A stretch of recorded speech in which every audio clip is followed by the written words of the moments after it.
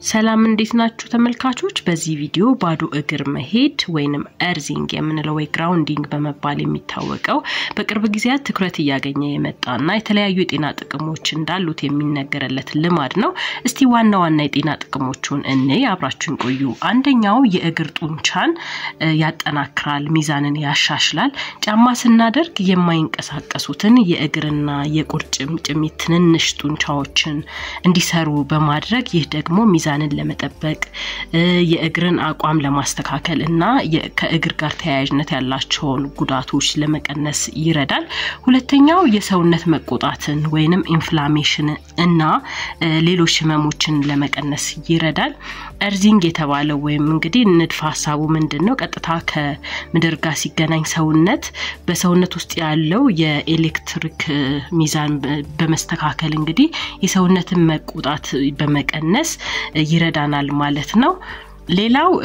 ውጥረትን ይቀንሳል እንደገና እንቅልፍን ያሻሽላል ባዶ እግር መሬት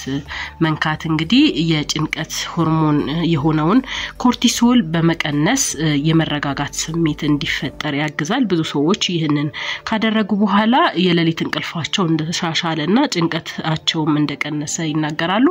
አራተኛው የደም ዝውውርን በማሻሻል ይረዳል እንግዲህ አንዳንድ ጥናቶች እንደሚያሳዩት ከምድር ጋር መገናኘት የደም ሴሎችን በማስተካከል ዝውውሩን በማስተካከል እንግዲህ የደግሞ ለልብ ጤንነትም ቀጥተኛ ጥቅም እንዳለው ያሳያል አምስተኛው የስሜት ህዋሳትን በማነቃቃት ይጠቅማል እንግዲህ በእግር ሶል ላይ የሚገኙ በሺዎች የሚቆጠሩ የነርቭ ጫፎች ከመሬት ጋር ሲነካኩ እንግዲህ ለአይምሮአችን ስለ አካባቢው ሙቀት ቅዝቃዜ የተሻለ መረዳት እንዲኖረው በማድረግ ከተፈጥሮ ጋር ይበልጥ እንድንገናኝ ያደርጋል ማለት ነው ይህንን ስናደርግ እንግዲህ ሊወሰዱ የሚገቡ ጥንቃቄዎች አሉ ምንም እንኳን ብዙ ጥቅሞች ቢኖሩትም እንግዲህ ስለታማ ነገሮች እንደ ብርጭቆ ሹል ድንጋይ ወይንም እሾህ አካባቢ በባዶ እግር ምንሄድ ከሆነ እግራችንን ሊጎዳን ይችላል እንደገና ኢንፌክሽንንም በተለይ ንጹህ ባልሆነ ቦታ ላይ በባዶ እግር ስንሄድ ኢንፌክሽን የተለያዩ በባክቴሪያና በፈንገስ የሚመጡ ኢንፌክሽኖች ሊኖሩ ስለሚችሉ ይሄንንም ጥንቃቄ ማድረግ ያስፈልጋል በሙቀትና በቀዝቃዛ መጠንም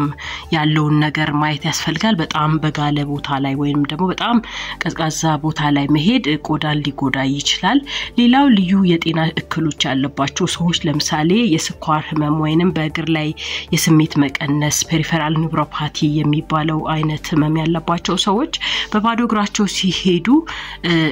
የተለያዩ ጉዳቶች ሊደርስባቸው ይችላል ማለት ነው እንግዲህ ይሄንን ከማድረጋቸው በፊት ከሐኪማቸው ጋር መማከር ይኖርባቸዋል እንግዲህ ባዶ እግር መሄድ ብዙ የሆኑ ጥቅሞች አሉት ለመጀመር እንግዲህ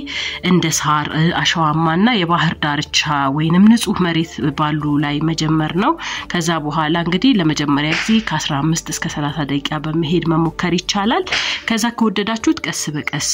ሰውነታችሁ እየለመደውና ሰዓቱንም እየጨመራችሁ ትሄዳላችሁ ማለት ነው እንግዲህ ለዛሬ ይዤላችሁ የመጣሁት ቪዲዮ ይሄን ይመስላል በዚህ ቻናል ስለ ጤናና ስለ ውበት ትምህርቶችን ታገኛላችሁ ሰብስክራይብ እያደረጋችሁ ቤተሰብ መሆናችሁን እንዳትረሱ ቪዲዮንም ከወደዳችሁት ላይክ በማድረግ አበረታቱኝ በቀጣይ ቪዲዮ በሌላ ርዕስ እንገናኛለን ጥያቄ ካላችሁ ኮሜንት ላይ አስፍሩልኝ